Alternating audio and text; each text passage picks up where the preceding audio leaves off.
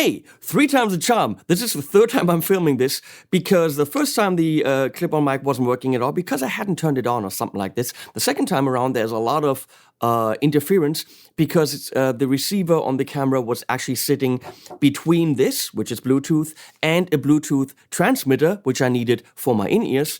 And apparently there was just a lot of garble. So we're doing this, separately. What are we looking at? In case you haven't heard about it, I will repeat everything. The Boss Waza Air headphones. Kind of plasticky, but good quality. Really, really nice, soft top here. And we have metally things right there. Decent set of headphones. You wouldn't spend $425 on these if you saw them in the shop, unless you know that it's an amplifier. Yeah, that's what that actually is.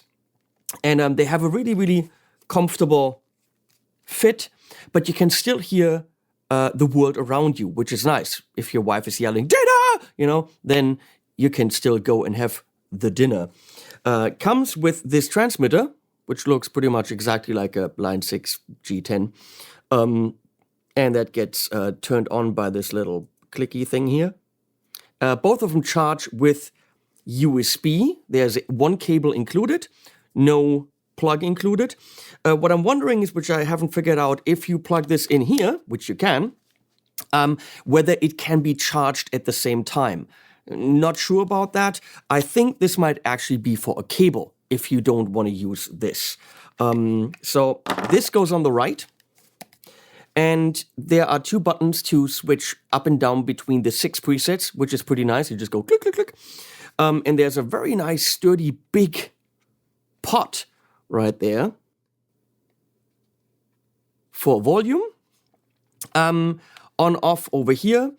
And there is a Bluetooth knobby with some lights right next to it. So if I turn that on, you can see there's some lights. And right now it's connected with Bluetooth with my phone, which is great.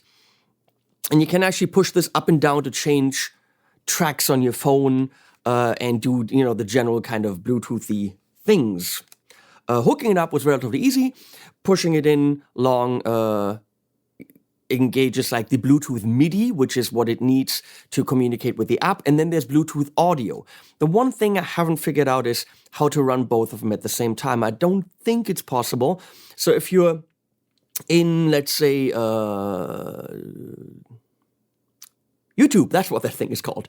YouTube, playing a backing track, and then you go in the app to adjust the sound, the audio stops. So it's either audio or MIDI as far as I can tell, which is a tiny, tiny downside. The other thing is, you have to consult this to figure out how to connect to the Bluetooth thing. And for some reason, Boss thinks we are all grandpas living in 1965 because they give us this huge newspaper-style thing. And you don't need all of it because a lot of it is in different languages. It's not a very convenient way to read a manual, Boss. Could you just give us this and a book type of thing? I don't get this. It's annoying. So the sounds are technically Katana, which I don't quite understand because the Katana is supposed to be an analog amp and whatever's in here, it gots to be digital. So I don't understand that, but it sounds good. But the most special thing is usually when you have a headphone amp, the sound is right here, and it's not ultra pleasant to be that direct. Of course, you can put reverb on it, but that doesn't put the virtual amp in a virtual room. And Boss is doing this with 3 different modes, 4 different modes. A, no mode. B, a surround mode, where it's kind of like a little bit more roomy. You can pick whether that's a stage or a studio. But then the very special thing is it's got an accelerometer, which means it knows that you're moving. And you can say my amp is static, and when you're turning your head, the sound from your amp will always come from where your virtual amp is. So it's going to change position, and that's what we're going to try to capture. Or there's a stage mode where your backing track is coming from kind of behind you where the band would be, and your amp is also kind of behind you. For me, it doesn't really sound 100% behind, but it's a really cool thing to just get you a little bit more in the mood to be on stage. Now, what are you going to hear? You have to have headphones because I'm actually able to capture this. Let me show you. So here's a little crazy rig that I built. We have a decent sized camera, and on the camera I have virtual ears from 3DO. You might have seen them in the Anderton's video. I bought these as well. So these are virtual ears with microphones in them, and I'm going to place this on your head, and once I do, it actually really gives you the sound of these headphones. Not exactly because your headphones and the microphones will color it a little bit, but you can actually slip into them and it's going to work. And that means we can actually, point of view, turn them so you can hear the turning. And I can film them with this camera back here, so you can actually also see the headphones. I will hear it with a little Bluetooth transmitter that's coming out of the camera. So I'm going to hear the sound of the microphones out of the camera, Bluetooth into my ears, and all that Bluetoothness was what wasn't working for the previous video I did. So let's get to it. When you hear some crackling in my voice, I'm sorry. I tried my best, but all the Bluetoothiness wasn't good for the Sennheiser system. I'm sorry. Okay. Nice and snug on your ears. There you go. And so I'm taking a Bluetooth signal with a little transmitter out of the camera into these beautiful Sennheiser Momentum Bluetooth wireless, which are really, really cool. So I have a little bit of lag because it's going through the whole system and then Bluetooth again. So I'm playing with latency.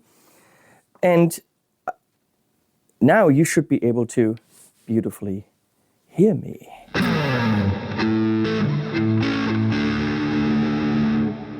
Technology, it's awesome. So, I'm going to go to preset number 1 on the app. Somewhere here I'm going to throw the app in, which I'm also recording. It's also on the screen over there. Don't pay attention to that. And, well, this is what happens when you just turn them on. This is just surround.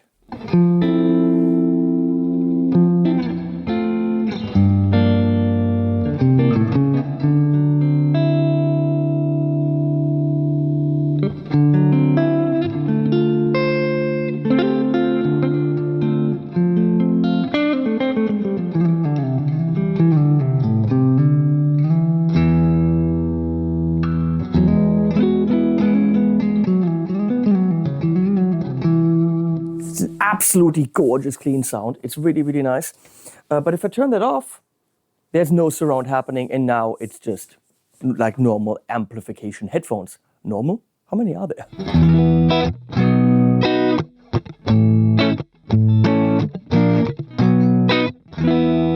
Kind of boring all of a sudden, right? So we're going to turn the surround on.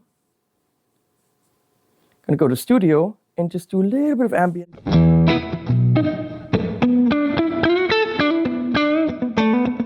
Beautiful for jazzy kind of sound.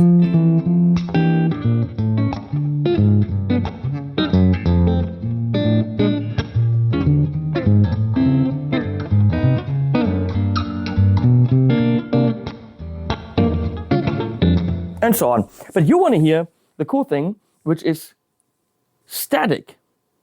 And now we're in a studio, and the amp should stay pretty much where you're looking. So you're turning around, but I'm staying here.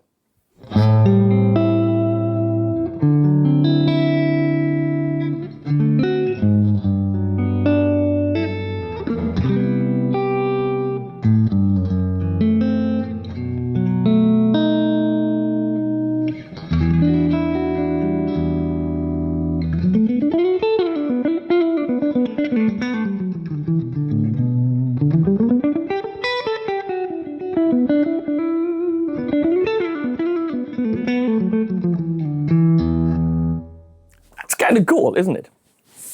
Now I can put that on a stage, give it more ambient, but it's still in the static mode. Now, you can see in the app that the guitar position now is fucked up. So in order to get it back centered, you just go out of that mode and back into it, and then it's recentered. Bam! Now it's centered again, and we're going to do the same thing.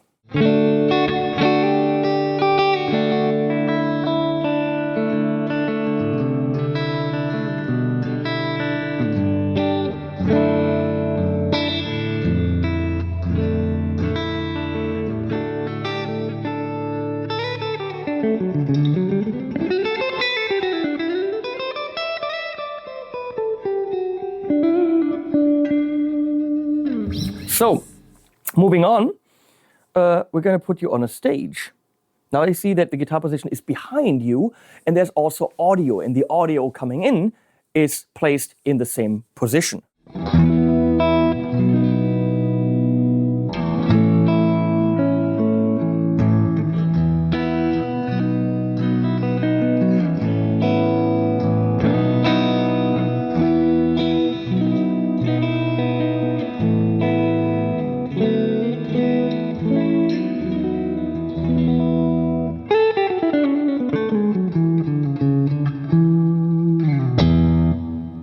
And we're going to play with the band in a little bit again using Tom James's beautiful drum tracks, and you can experience that again.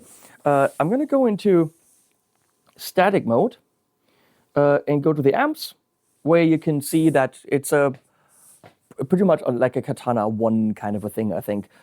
There's flat and bass. If you want to do acoustic or play with the bass, that's totally fine. But then there's clean and actually really nice usable crunches.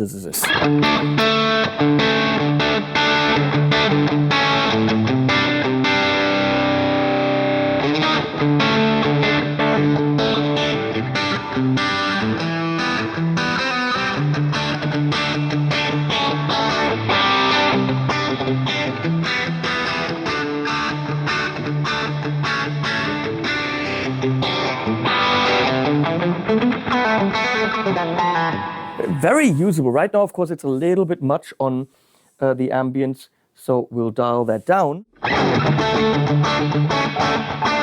That's fine. It's still a little bit. Wish I could make that a little bit shorter.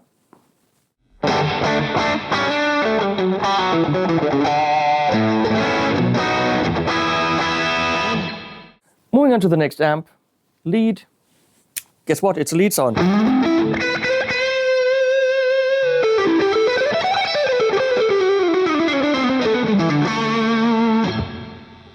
Or brown. That's of course is how does that go?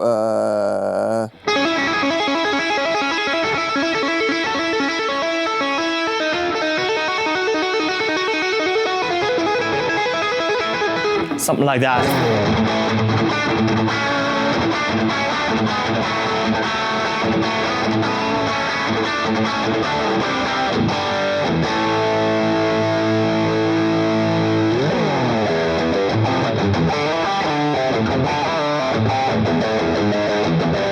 That's probably where you're going to find your metal tones.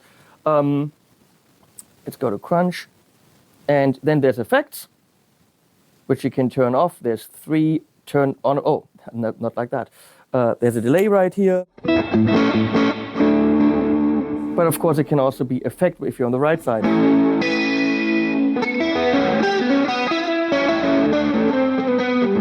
And there's some really cool stuff. If I go to edit, modulation instead of comp, I can do, oh God, look at all this stuff.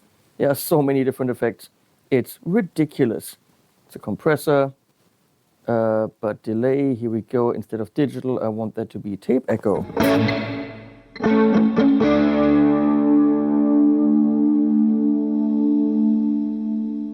Of course, got to be on the delay.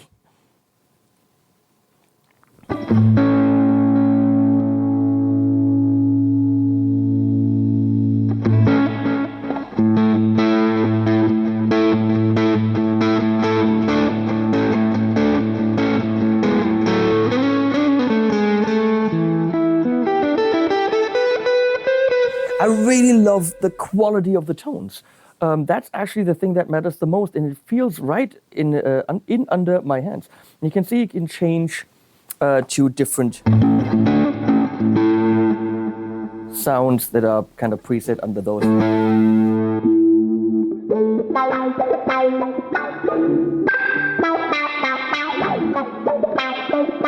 That's a cool wachaka. Kind of a filter thing. Okay, off. And then the boost, which of course can also be overdrives and stuff like this. So there's also a tuner, which is actually cool and it's dolphin free. Get it, tuner?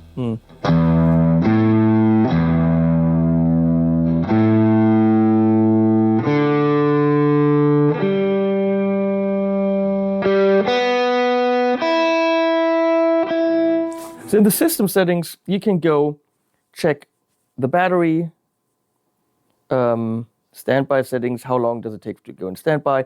You have different kind of cabs. Right now we're in the vintage setting.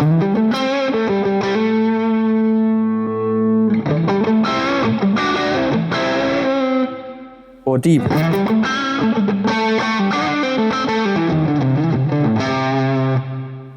Okay. And then what else do we have?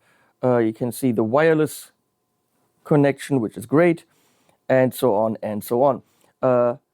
Here you put the 6 different presets, and then there's actually the tone lounge thing. You can actually download more sounds. If you go to the library, I already did the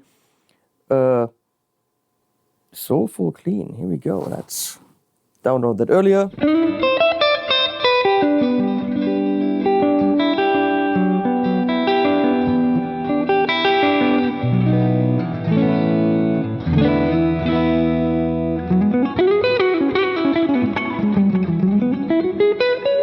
Let's keep that and let's go to Tom James and his amazing elevated jam tracks. I'm gonna pick a different one in G. G sounds good, Tom.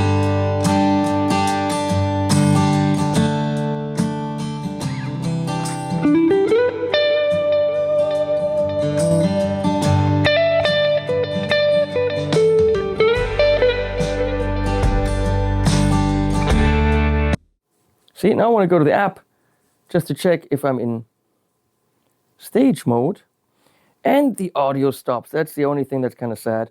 Yeah, I want to be in stage. There we go. And we're going to go back to Tom.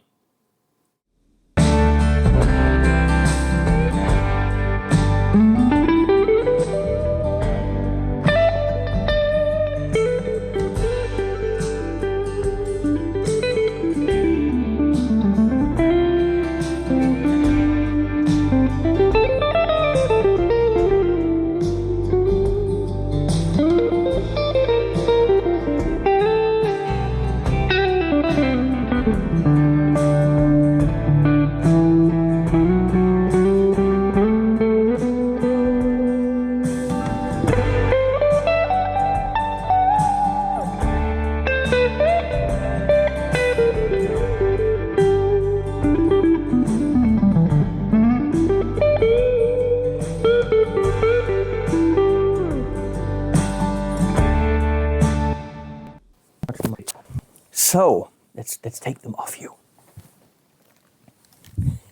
So I really hope that all this ridiculous setup got you into the Boss Waza Air and made you understand what they can do for you.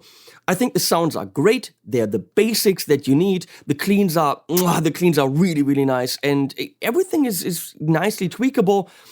This isn't a ultra modular that gives you everything. It gives you the meat and potatoes. Now, a great practice tool, a great tool for on the desk, in the office, you know, on the train, on the plane, in the car, in the bar. I've made this joke like 17 times now because I recorded this video so many times. It's not a joke, it's lame. So, $425 for piece of headphones and a transmitter. Now, what's comparable? On the market, nothing. I don't even know of headphones that have built-in amps, and even if they did, having an accelerometer and having that virtual placement, you know how a head is turned, is absolutely phenomenal. So I applaud Boss for being forward-thinking. It sounds great. It's just a system that works. Now, I kind of had test people. 2 of my friends already bought these immediately. Stefan and Mo, you know who you are. And they reported back, they love them. They use them on the toilet. I don't know. But in the bed, on the couch, they don't disturb anyone, and they have great sounds. Before I actually use an amp in the living room, I use this. Now, the only alternative that I can think of that hits exactly that market is the Yamaha THR2 desktop amp. I just reviewed it. It's a killer product.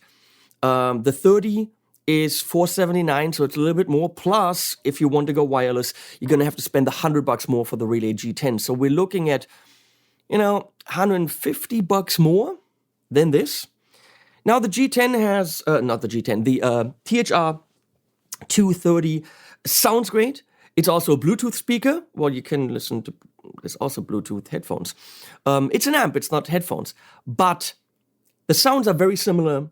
The usability is very similar. It has Bluetooth input so that you can actually jam with tracks. It has an app that is actually very similar. It hits the same market by being an amp. It's a battery-powered amp, and it's great. You can actually take it wherever you want. And you can plug in headphones if you have them, okay? But it's still an actual amp, whereas these are headphones. So for an office, for your 1 hour break, if you want a noodle guitar, yeah, the THR2 is great, but you're going to disturb people no matter what. With this, you don't. You can't really play the THR2 on a plane, on a train. You can't play it in a car. Maybe in a bar. So, slightly different audience for both products. Both are great products. This is killer. The manual should be a little booklet, but who cares? You use that once. And you can fold it up like this. Wait, look, that's great. Now, I would like a case. A carrying pouch, a little velvety sack would have been nice, boss. Or an actual case. So this is not cheap. This is $425.